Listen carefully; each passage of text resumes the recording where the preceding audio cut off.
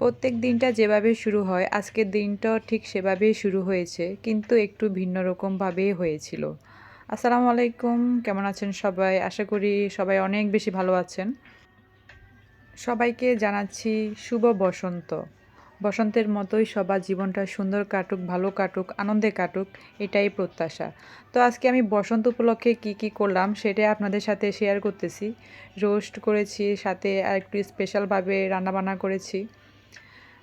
এ পর্যন্ত যারা আমার ভিডিওটি দেখতেছেন তাদের কাছে আমার একটাই রিকোয়েস্ট, আমার চ্যানেলটা প্লিজ সাবস্ক্রাইব করে রাখবেন, তাহলে আমার নতুন ভিডিওগুলো আপনারা পেয়ে যাবেন অতি সহজে। তো একটু তাড়াহুড়োর মধ্যে এই রান্নাবান্নাগুলো শেষ করার চেষ্টা করতেছিলাম। তো এটা নতুন নতুন করে কিছু বলার নেই, আমাদের মেয়েদের তো যারা বিবাহিত আপুরা আছেন তাদেরকে রান্নাবান্নাটা ম্যান্ডেটরিভাবে করতেই হয়। আমিও তার বিকল্প না। দ্রুত কাজগুলো শেষ করতেছিলাম।